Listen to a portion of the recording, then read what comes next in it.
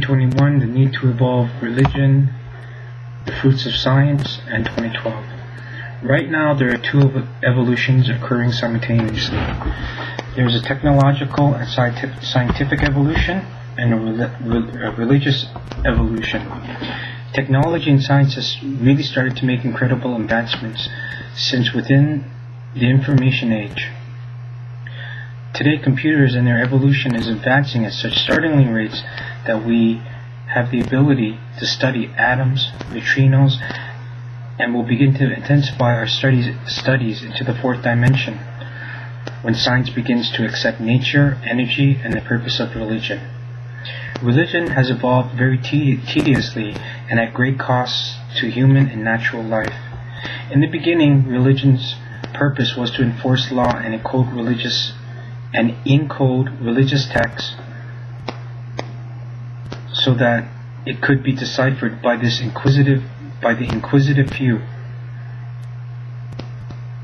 So in the beginning was for them to set up studies to help and leave clues in various texts all over the world in each religion to help so that people can bring the religions together, see the similarities and say, well, hold on a second. My God and your God are totally different gods. They have totally different names, but this and this is similar. This and this is similar. What this person did and that person did are similar. And they're halfway across the world. And there are pyramids in every country. Almost every country.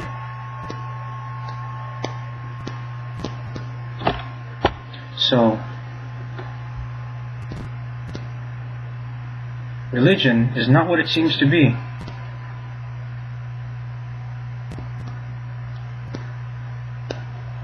Throughout human history, humans, like any Type 0 civilization, were primitive, even now.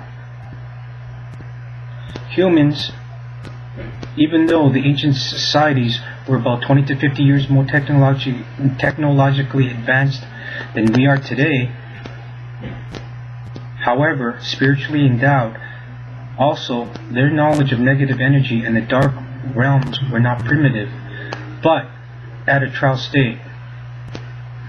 Their curiosity and the technology, much like today, did not match their knowledge, and as a result, dark energy influenced them to fight amongst each other.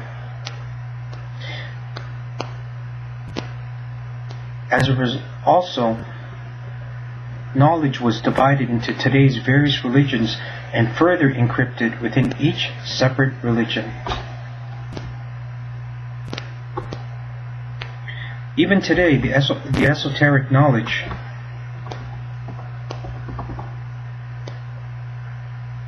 esoteric teachings of any magic are not visibly permitted into public view.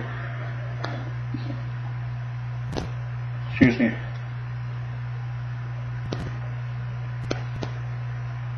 Dependent to the person's decoding ability, patience and strong will, in conjunction with how much information they attain, physically, mentally, and spiritually, their personal vibrations begin to increase. When this happens, the person begins to change.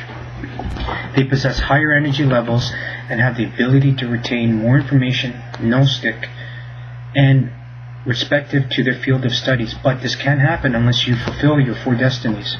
So please read all of the titles on your 4 destinies, which is 5, 6, 7, 8, 9, I believe. 5, 6, 7, 8, 9. Yep. And 4. And then you have to read about the programmed brain, which is 20. And then go back to 31. And that's about it on the scientific explanation.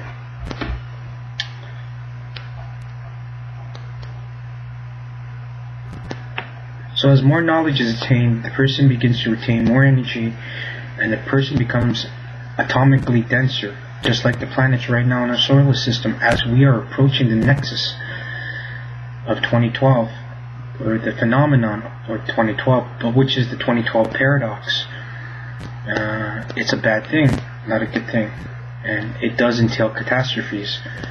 However, if the right moves are done in 2011 to prepare 2012, early 2012, we can have everything in place, shielding technology and all, to prevent any sorts of catastrophes other than really bad storms as a result of a lot of imbalances, not because of what's going on. Right now there's too much imbalances because of starvation and pestilence and everything, and abnormal weather patterns, and it has to be balanced. Their brains, so when this happens, you become atomically denser. The brain reconnects to specialized dormant cells,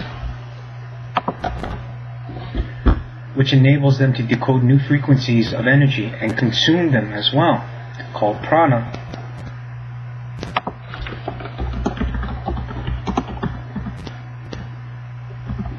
Prana is spiritual energy.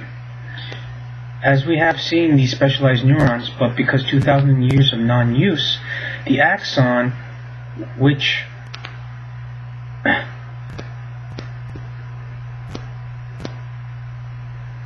provided access to secret information and the processing from these neurons, were severed. This is called Darwinism. So, by default, neurodarwinism also includes that the neurons actually die as the axons are severed. But because these spiritual cells are so important, and also because we use them when we're sleeping, and also because we actively using them, they're not being used, but they're being activated because spiritual things are happening all the time. So they're just dormant because we're not really using them. It's like carrying around an umbrella and you're not using it. So it's there and we're not using it. Very poor example, but that's what I can say for now. Thousands of years ago, information manipulation of these dormant spiritual genes were modified in your brain. The information was altered in a way to teach about God, how to feel God, and understand it. This modification of esoteric knowledge created new axons, new connections to these spiritual genes, to connect only to C instead of A, B, and C systematically, sequentially. A, B, C in order, so it's easy to follow inside your brain, therefore skipping B altogether, so you have A and C instead of B. But, so neuron C lets you feel and understand what is God, but neuron B carries all the information on how we know and understand everything about it. Also, neuron A acts to provide possible answers to incorrect ones. Even answers, as the opposite answers help you provide the right ones.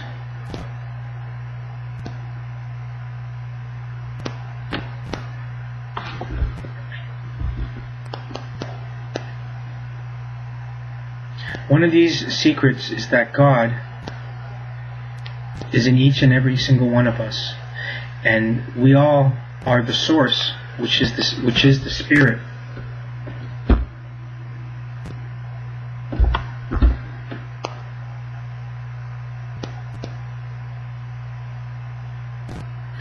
Also, we have only taught mainstream knowledge without advanced secrets.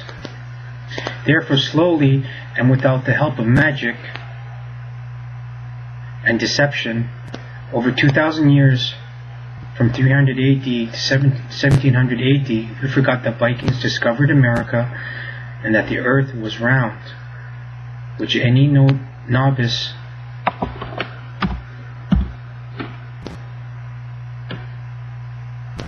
astronomers using their eyes could validate just by looking at the moon, because the moon's round. Even today, we ignore pictograms of alien travelers, thousands of years old, paintings, and even our own scriptures in Ezekiel and in Zoroastrian, which clearly he's sitting on a spaceship, are but a few, announcing vehicles that are technological in construction. So a long time ago, symbols and emblems and all secret knowledge was suppressed and annihilated, just like the Cathars, who refused to denounce reincarnation, among other secrets. They made them public, and they killed them all. We have to see how they killed these guys. They took them to a cliff, and they made each and every one of them jump. So, I mean, the only way you could do that is if you're dissing the program. So it's like, basically,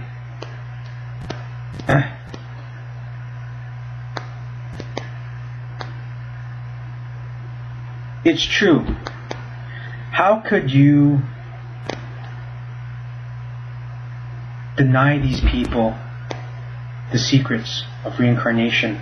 They're going to be doomed to say, oh, we believe in God, we'll go to church. If we don't, then we're bad people. You don't even know what karma is, and it's like, you know, they're like, you know what, I don't care, because I believe, and I'll die for my beliefs. That's very noble. But what it is that if they continued on this path, then 1/3 of the planet would have died. And just like the prophecies foretold, and not just one prophecy, all of them. And to the extreme, if Hitler succeeded, 99% of the world would have been completely wiped out. So, I mean, that's why those things had to happen. And even the Knights Templars, which were Freemasons, died for the same reasons.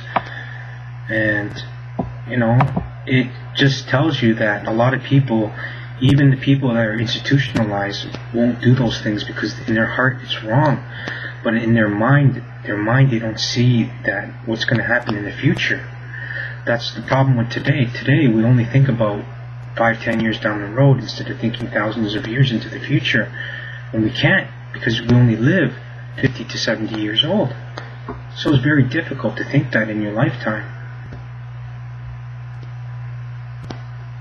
Not all that are within the religious hierarchy have access to secret teachings. Religious hierarchy. It is not inconceivable for holy people to carry out orders, although in their hearts they know that what they do is wrong, even in the name of God.